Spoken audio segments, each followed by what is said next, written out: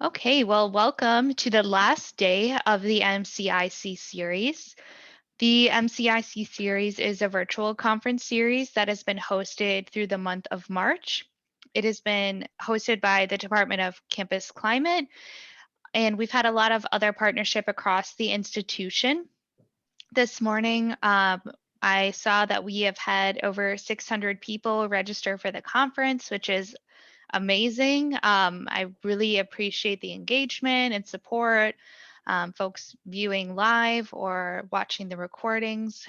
In whatever way you're able to engage, I think that we're really happy and very thankful for those who have been able to participate in any way throughout this entire month. Kane will be sharing our community standards in the Zoom chat. We do expect folks to read and abide by these standards today and during our last session tonight.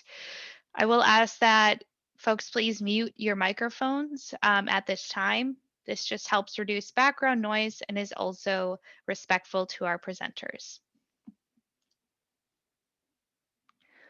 Closed captioning is available for all of our sessions during the MCIC series. You should be seeing closed captioning in a dark gray box at the bottom of your screen.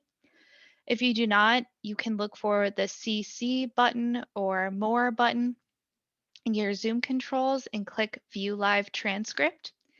If you're having any technical difficulties or do not see the closed captioning, please message us either publicly or privately in the Zoom chat.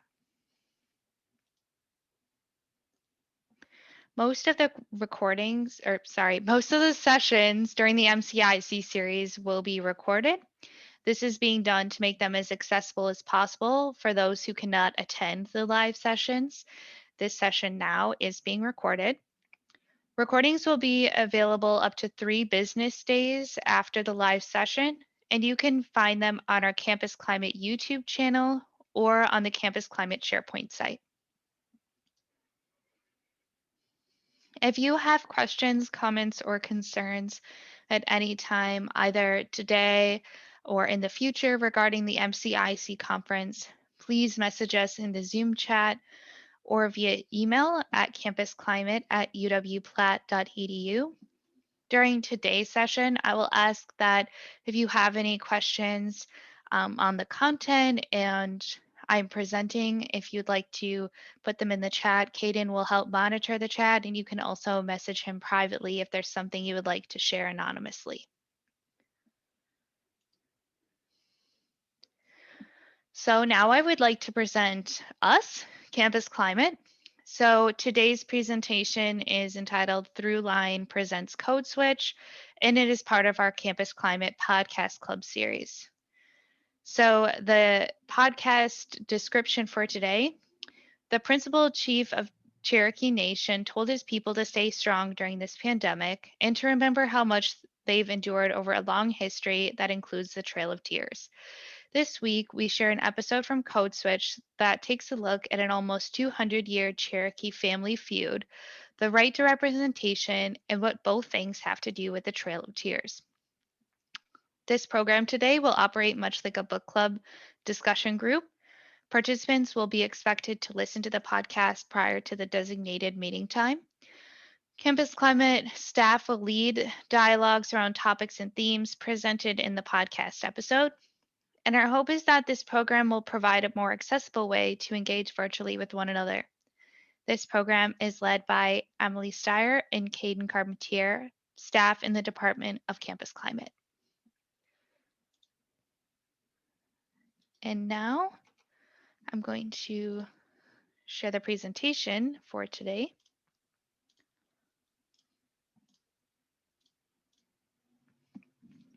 Okay, so this is our 5th podcast club of 2021.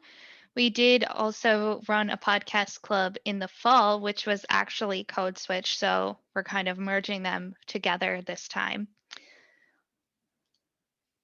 I already kind of shared this in the introduction, but what I want to add for today is I know that we have some folks that have participated in the fall or who have participated with us already in the spring. And traditionally, what happens is I kind of recap the episode and provide questions for you all to react and engage with. But today, I would also like to offer for you all as participants, as I'm kind of going through some introductory things, to think about what questions would you like to discuss as a group? What questions did you have when you were listening to the episode? What did it make you think about? What were some reactions? And later on, I will kind of do a call out to the audience and offer for one of you all to lead and kick us off with a question. If no one does have any questions, I do have some questions prepared as well. But I do want us to lean into operating more like a book club where I do kind of lead, but you all feel empowered to also lead discussions that feel relevant and important to you as well. A couple ways to engage in today's session. So you can use the raise your hand feature. As I'm sharing my screen, there are minimum things that I can see because I'm looking at my presentation. And so if you want to interrupt me at any time, the chat is a little bit harder for me to navigate. So you can use the raise your hand feature and I could call on you and you can unmute yourself. Feel free to react, engage, and communicate via the Zoom chat, either publicly or privately. We will have some whiteboards. You can feel free to write on those, and those will be anonymous. You can unmute your mic at any time and say, "Hey, Emily, I have a question." Or there are some reaction buttons in Zoom, and you can choose different emojis if throughout you find something funny or engaging, or you want to heart react or whatever. So just wanting to share ways to engage in this space today. So first, I have a poll that I would like us to participate in. So let me bring that up.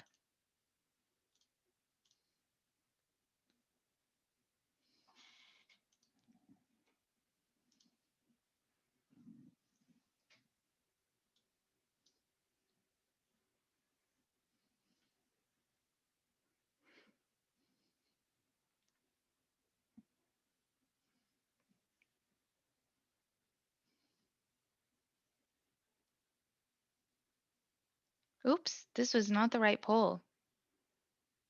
I'm sorry. Oops, I'm just noticing that. You could just sub in the right podcast name. It's all good. This is the poll you're supposed to be engaging with. Sorry. That was my bad. I clicked on this one. Oh, Sorry, Emily.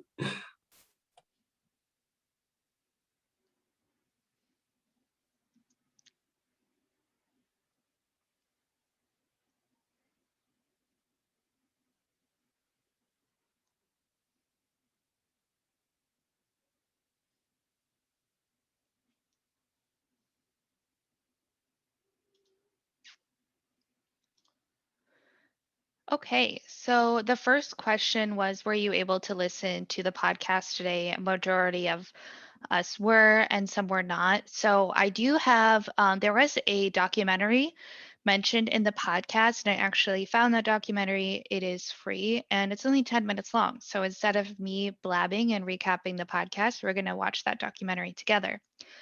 The second question is I know when we talk about perhaps unfamiliar topics or topics related to personal identity, sometimes it's hard for people to name what that is if we're not familiar with the terms. So, this is a bit of a trick question. All of these terms are acceptable to use when you talk about Native or Indigenous folks, specifically in United States context. So, you can say Native American, you can say American Indian, you can say Native people, you can say Indigenous people. Um, what, as many other um, identifying terms, when you're talking to or with someone specifically, it's always best to ask which identity they prefer to be called or which identity or term they embrace. And typically, what most Native American folks prefer is actually to be identified with their tribe or nation. But if you're talking about Native folks collectively, any of these terms are acceptable. So when we're talking aloud today or when we're writing on the whiteboard, please feel empowered to use any of the terms here. Okay. So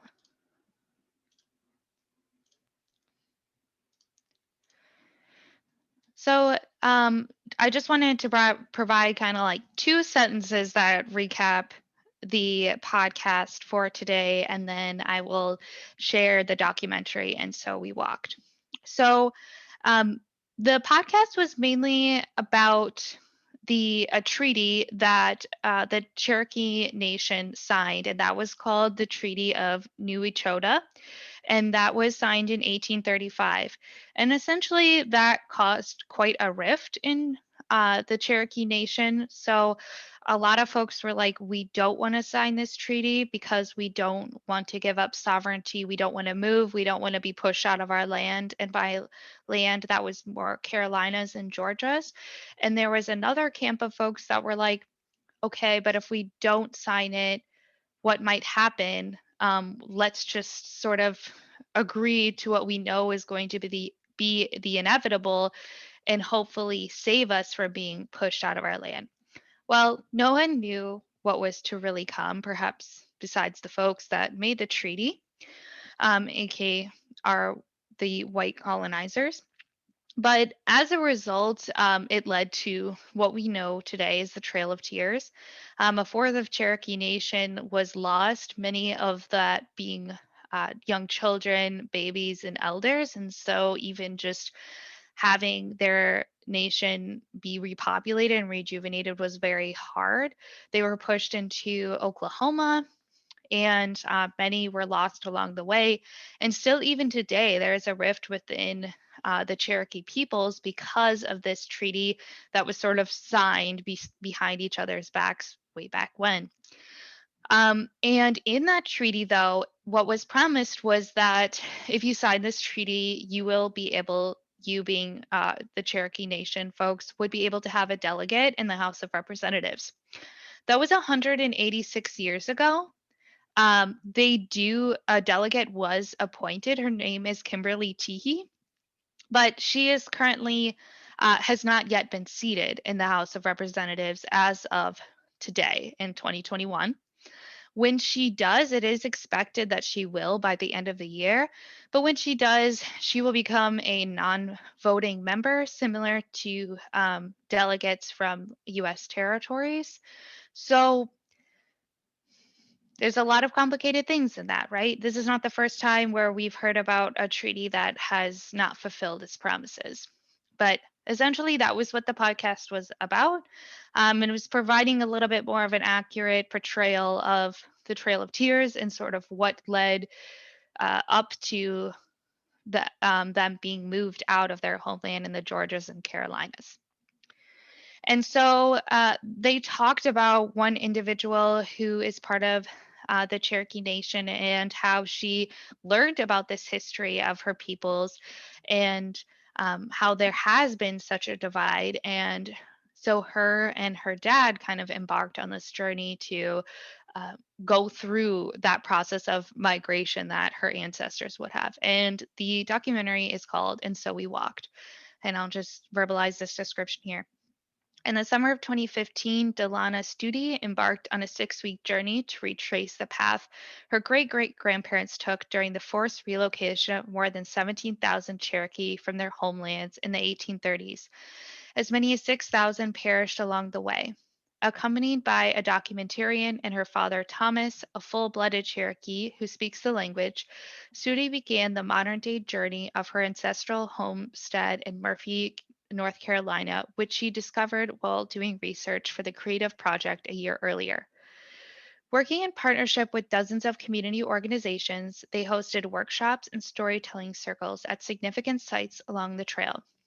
Working alongside the Keenan Institute's executive director, Corey Madden, Studi began shaping the stories she documented into an original dramatic work titled And So We Walked, an artist's journey along the Trail of Tears. So I'm going to bring up that documentary for us now.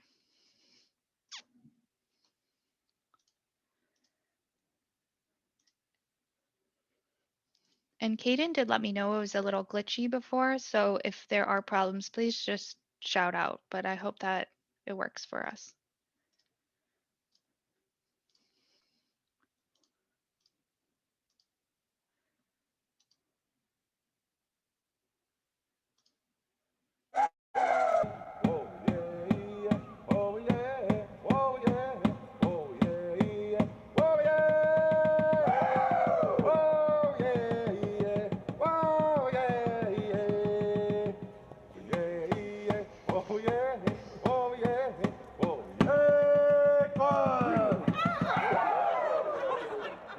Đi qua thằng sáng nó chạy đi cái gì cái có hốt cái qua hốt cáiจะตาสินเตสติ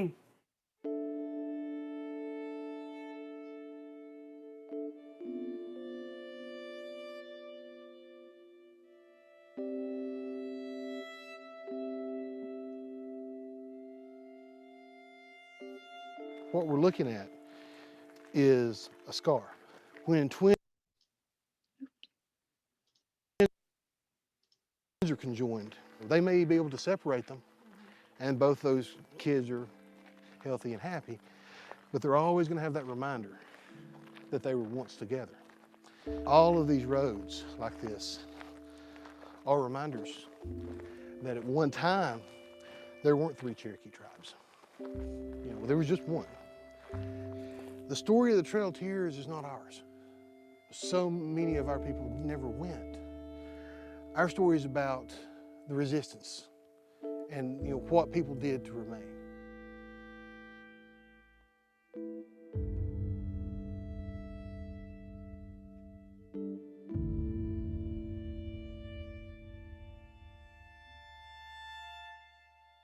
Most people don't know about it, and of course, one of our exhibits is focused on the year 1762. And if you look at Cherokees during that time period, you see that they were a world power. They made treaties with Spain, with France, with England. They were players on a world stage. But the loss of population was, devastating. 4 smallpox epidemics in 100 years, and each time 30 to 50% of the people died. Total social disruption.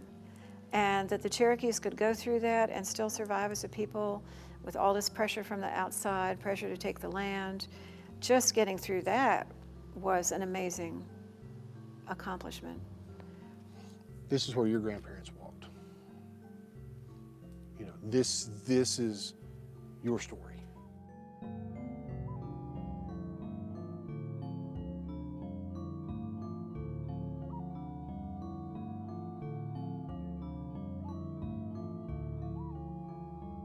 This is a prophecy that I've heard, and I tell everybody that I know. He said the Cherokees would lose almost everything.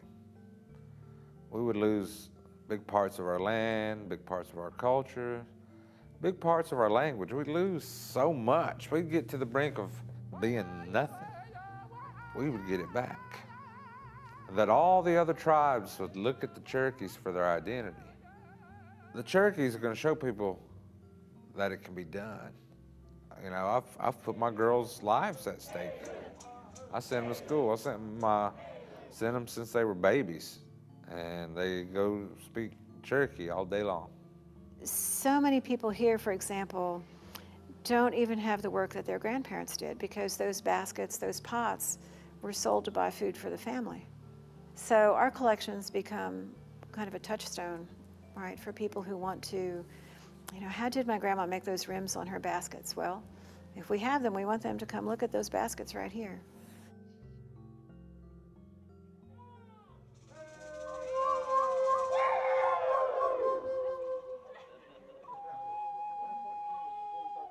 I want to ask you about Cherokee women. Just like everyone else, Hollywood is such a tremendous influence on what people know and think about American Indians and Indian women. Do you get a lot of the Cherokee princess?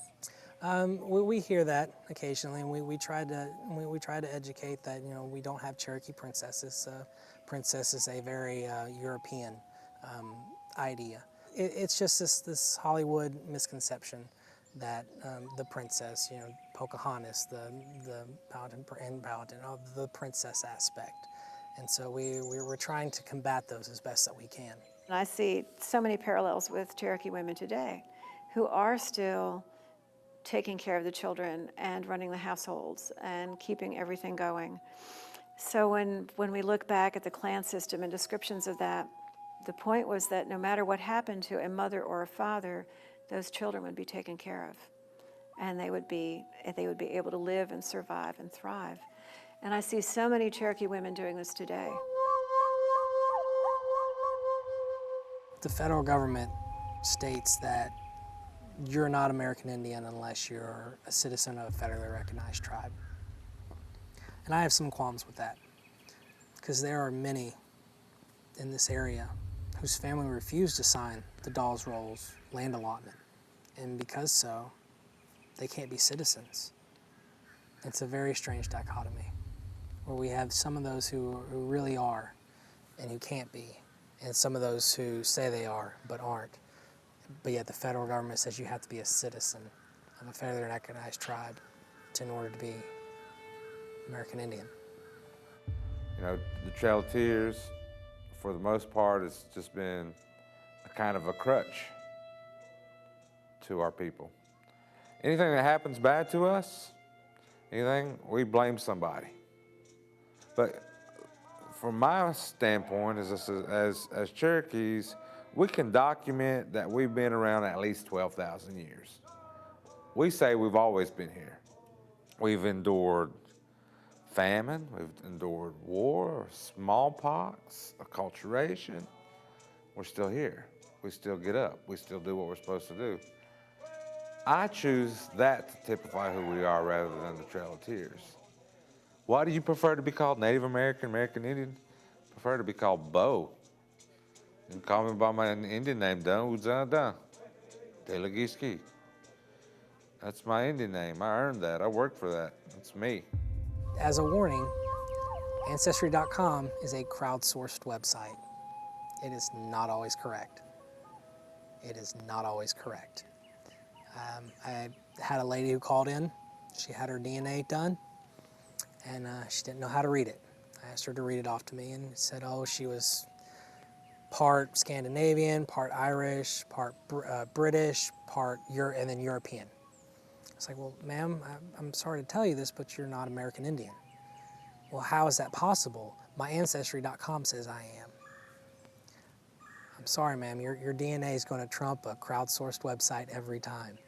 I hate to tell you that, but if you were American Indian, we have what's called the haploid D. It's a genetic marker that only we have. And if you had that, it would be on there.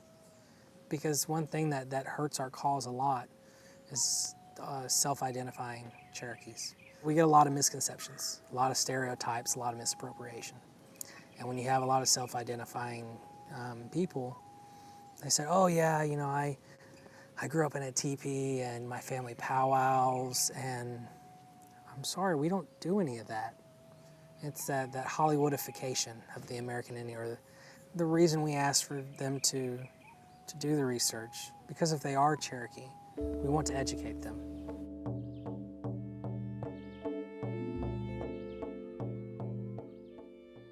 A lot of kids don't want to listen. They don't want to go out and learn. They're not going to tell the stories. Traditions always change. People who are making baskets or pots or telling stories or dancing, one way or another, they're going to make them meaningful for today, because otherwise nobody will ever tell them again. If these stories don't have meaning to Cherokee teenagers, they're not going to repeat them to their children. So often the Trail of Tears is portrayed in a way that the Cherokees are victims, and I think, you know, this was a horrendous thing that happened, and we should not sugarcoat that or gloss over that in any way. It was a horrible thing. But the other part of the story is that there were a lot of Cherokee people working very hard and very successfully to be able to stay here. And their courage, their determination, their ingenuity, their devotion to this place and to each other, that's who they are. They were amazing, and their descendants are amazing, and it's an amazing story.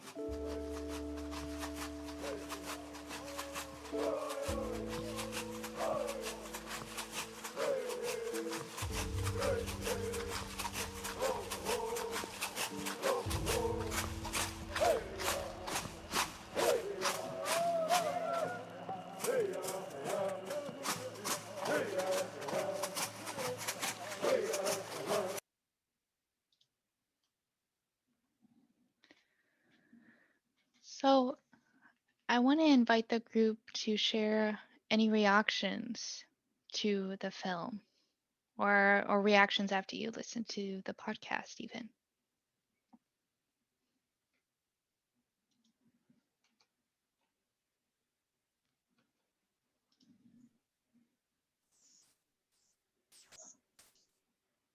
I think for me, this was a really helpful podcast, especially, the way that they highlighted like the two different sides of what happened with the treaty. Because again, I look back and a lot of what I've learned in terms of like their history classes and all of that is, we talk about the Trail of Tears, but it's very, one-sided in terms of what's highlighted. So this was, being able to hear that there were multiple pieces to that was something new for me, and I really appreciated that.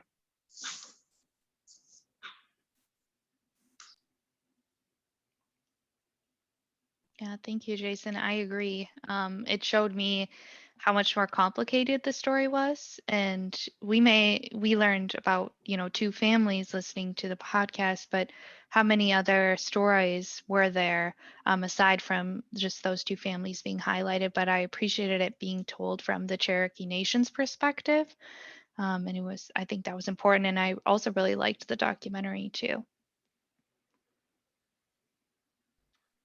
The thing that really stuck with me after the podcast was the generational trauma and the impact that has continued to have, and obviously the importance of the stories they share to a sense of identity, but how much those stories differ depending on sort of where they fell in that experience. And just a good reminder of that often the history we're taught just barely skips the surface, if at all. But the sort of the generational trauma, and particularly the one woman kind of apologizing for her family's part in all of that was I don't know, really, I don't know. I walked away with it with a lot of complicated emotions that I can't quite name.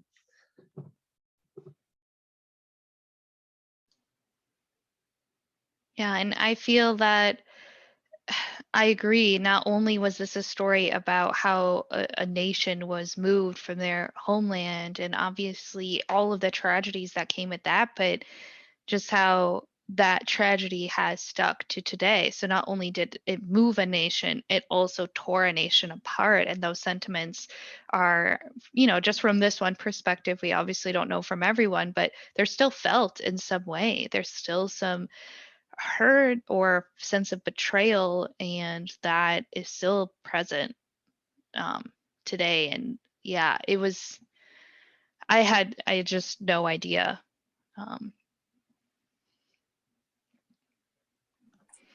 Aaron, did you have something from earlier? I was just going to jump on now to what Emily had just said. So for what you were just saying, Emily, as far as like this generational trauma, and then as you were saying that, I thought back to the documentary we had just watched about how there are people who are identifying as being maybe Cherokee or some other nation who don't actually have that history, and how frustrating I think that would be to actually come from that sort of history and culture and background and have all these things that like your people have experienced, and the stories and different things and the culture you've experienced, and then have someone just kind of step in and be like, oh yeah, that's my history too. And then having some of that cultural appropriation, different things like that, I feel like that would be very difficult. And then also having people say that, oh yeah, I did the teepees and the different things like that, that actually shows it was just very much more stereotypical. I feel like that would be very difficult to have to deal with, someone being that like impersonation of something that you have actually like struggled with as like your people, going back in time. Yeah, I totally feel that, Aaron. I think that's something that stuck out to me too. Over the years, it feels like white folks in particular have used things like ancestry.com to try to absolve themselves of racism or white guilt. If I can find some trace of BIPOC identity in my ancestry, then I can't possibly be racist. And also sometimes I feel like seeking almost that that identity of oppression, which I think is something that I just don't quite understand. It feels like white people in particular often, white males in particular, often try to seek that narrative that they are the ones that are in fact oppressed. And just how invalidating that entire narrative and process is. And then also that generational trauma of knowing that you either arrived at this country by being stolen, or by your ancestors being slaughtered. And I think that's just something that I feel like white folks don't always consider when they're talking about their ancestry. I can understand wanting to connect with heritage and things, and that is important. But it is frustrating to me sometimes when white folks are like, "Oh yeah, I'm Polish, I'm Scandinavian, I whatever, I'm kind of a mutt," and it's like it's a privilege for us to be able to name what we think we are, right, and not to just have that assigned. And I just think that the whole ancestry thing just brings up a lot of problematic stuff in particular, and I would guess a lot of trauma when, if I'm going to retrace my ancestors' steps, what kind of horrific details am I going to find?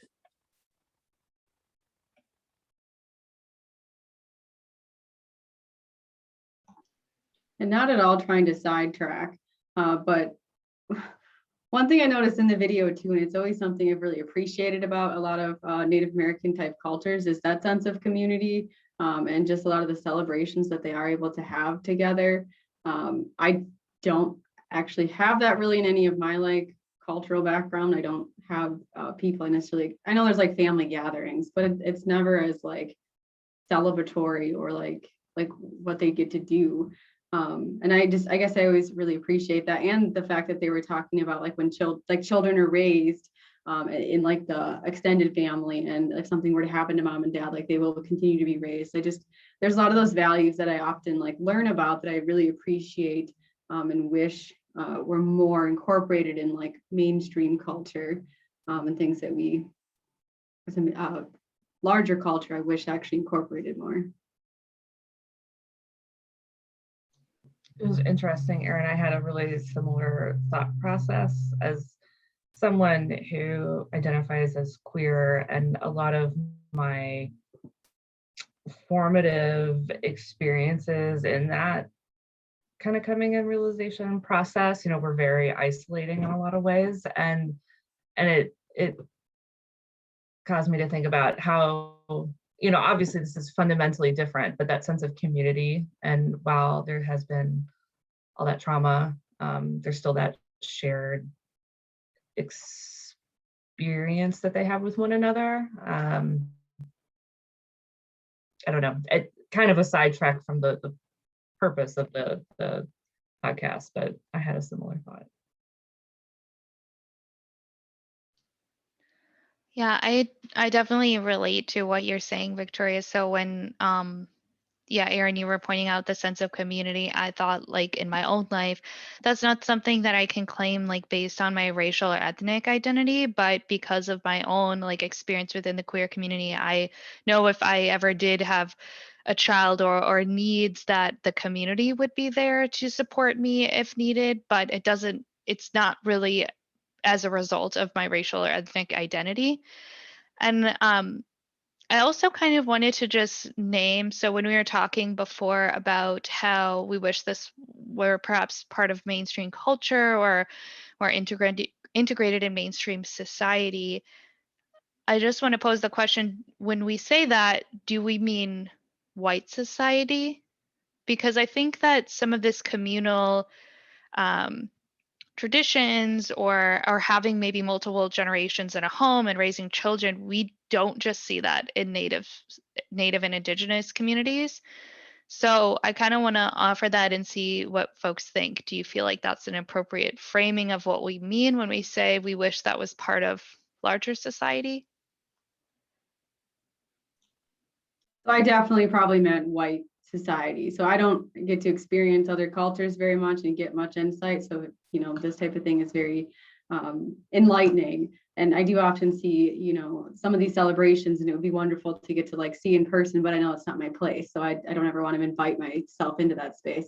But yes, I wish more of the culture I experience, a white culture, would be more of that extended family. I would love to be in a household where like my son's grandparents are helping take care of the kids, and we all get to eat together, and having that bigger sense of culture and family throughout your life versus like you turn 18, you go on your own, you go get married, have kids, and we see each other on holidays, that type of concept. I really wish there was more of that interconnectedness. And I have noticed in other cultures that we've been learning about, whether it's Native American or just other cultures in general, there is more of that community and connectiveness still throughout the lifespan, including how elders are treated. They really seem to elevate them in the Native American community because of the knowledge they have and the roles that they take on. Whereas I think in a lot of kind of white culture, that's more of just, okay, where can you go now? And who's going to take care of you? Because I can't take a thing. So yeah, that's probably better framing, more of white culture. I wish could change to be something better.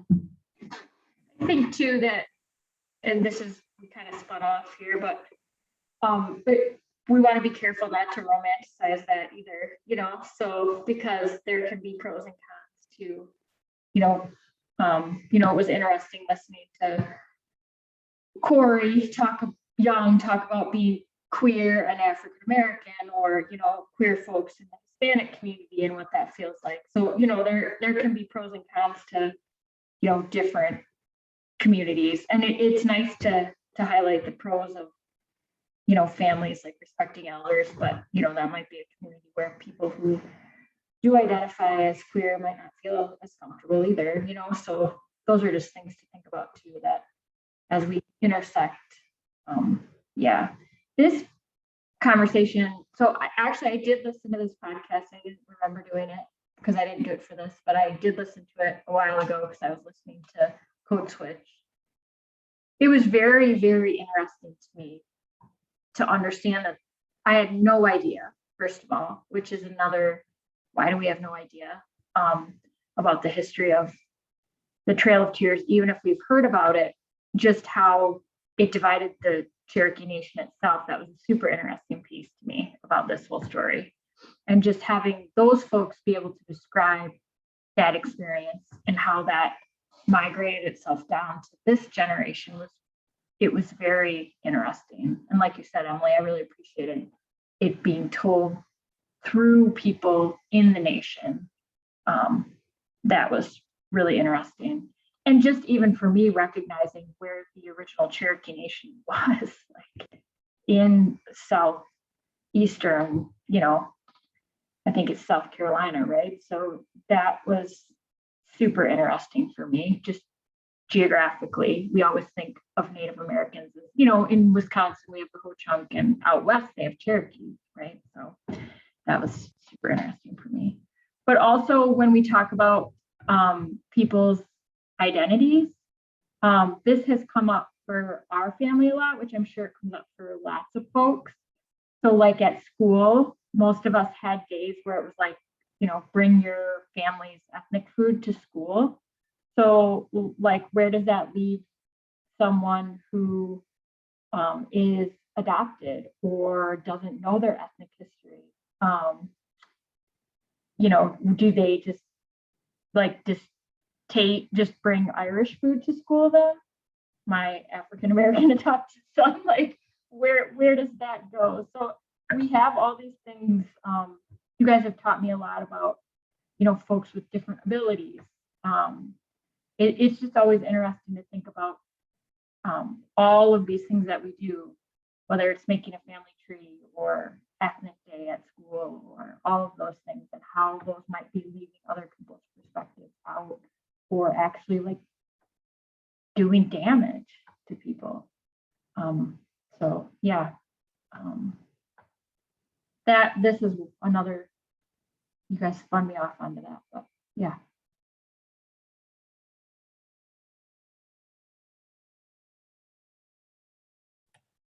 And I think all these things connect back. I saw Emily put it in the chat, and this was something I was going to mention too. But I think all of this again connects back to individualistic versus collectivistic cultures, right? And there are pros and cons to both. And I think this pandemic has really highlighted some of the downfalls of individualism in particular. But yeah, it's complicated, and it's definitely, and yeah, I think I appreciate, Aaron, that you had named that. Yeah, you know, when I mentioned this, I was likely speaking to, I wish this was more part of white culture, because white culture is very much rooted in that individualism. You know, pull yourself up by your bootstraps, you're on your own, figure it out, put the elders in elder care, they're a burden. You know, we don't have that same kind of intergenerational connectedness, which is really, really unfortunate. And even more unfortunate that that was something that our ancestors tried to take from somebody else and tried to sabotage, really.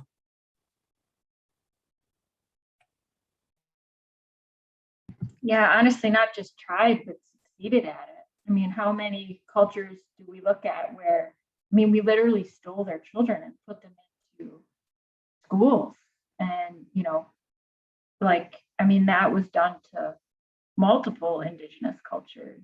Not to mention, I mean, like they talked about 4 smallpox outbreaks that, you know, killing off all those children and elderly people. I mean, it really just, and to think about that wouldn't be, like Victoria said, wouldn't come through to the generations after.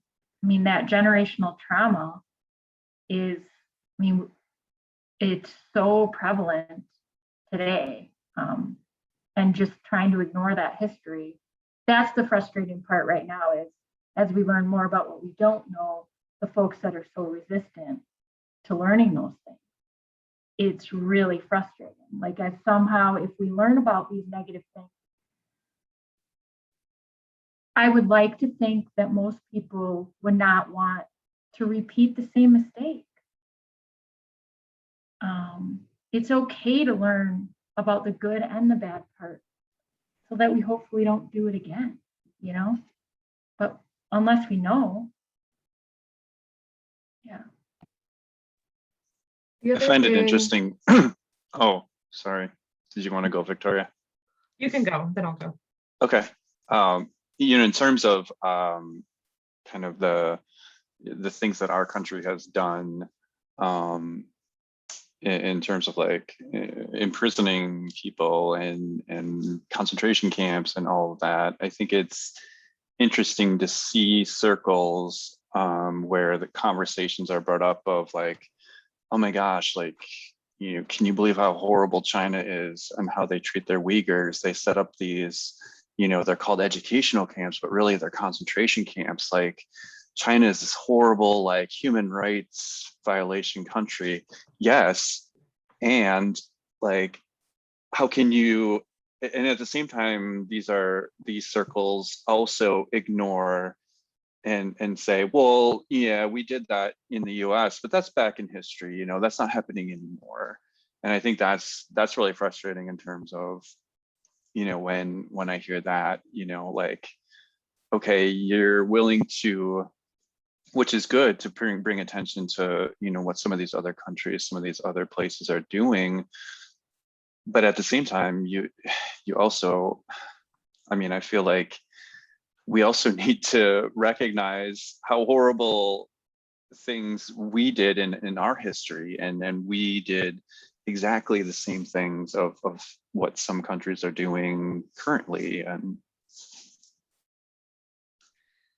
the thing I was going to say is kind of similar to that, and this is just something I don't know much about, except in a very passing way. So the difference between how the US and Canada has, I guess, and maybe, and this is my perspective, the narrative is improved some of their relationships with their Native people. or has worked to better understand and better incorporate and all of that. And so I guess I'm curious as to what, where the path diverged, and Canada as a government, so from a socio-political standpoint, went this way and we continued on this way. And I'm more curious to learn some of the history of that, because it's I mean, just something that like I've heard in passing, but I don't actually know anything about.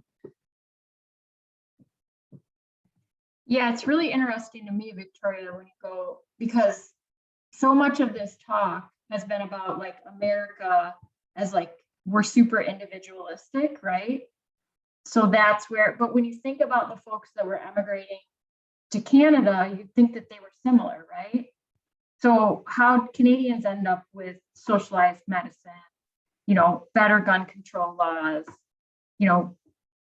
trying to change their treatment of Indigenous folks, like when, where were the immigration patterns different than we are here? Like, how are our patterns so focused on, frankly, I'd call it selfishness.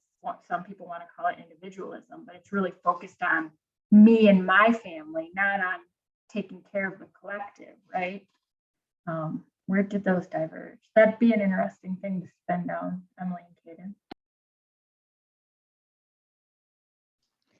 Well, and although I don't know a whole lot on either or on Canada either, I do know that it's not sort of this glamorous narrative either. Like Indigenous folks are not sort of, and we're not always upheld as equitable citizens and treated with dignity and respect. It sort of follows the same pattern as the United States, but yes, still in different ways. And also we think of like Indigenous folks to Mexico as well, very similar today, but what is kind of more prevalent there is the phenomenon of colorism. And so a lot of Indigenous folks are darker in skin tone and maybe have some more distinctive features than other citizens in Mexico. And those who are lighter in skin tone or do not maybe have traditional dress or these particular features are treated with more respect, typically have a better social standing or more access. And so I don't think that we're unique in that respect, but it doesn't absolve us of the history and of the current events either. But as a comparison, you can see similar things. That doesn't therefore mean those things are good.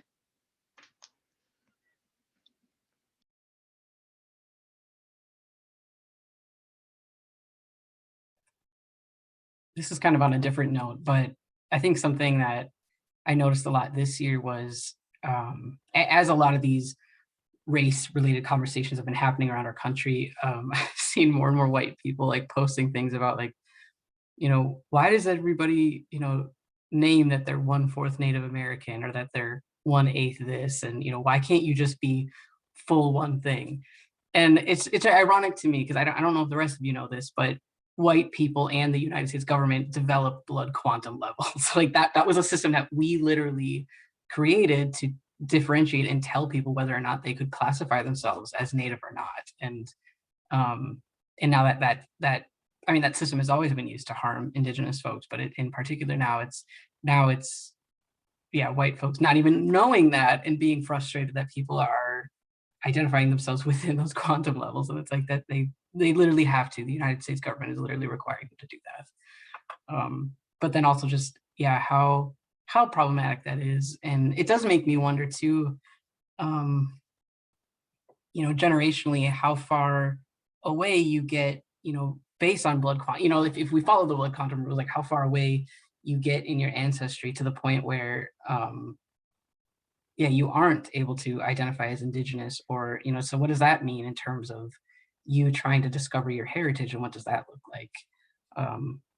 It's just, I think it's a good reminder that yes, race and these things are social constructs, but they carry so much meaning and they impact every aspect of somebody's life. Mm-hmm. And as a white person, that's just something that I try to remind myself all the time and try to not take for granted. a really eye-opening experience for me, related to the blood quantum pieces. I had the opportunity to listen to an Indigenous person kind of speak, I think pretty globally, not globally, kind of holistic perspective for the experience of Native peoples in the United States. And one of the things she said, like, has really stuck with me, and was that there's only two things that the US government like quantifies or tracks by blood level. It's Native people and livestock.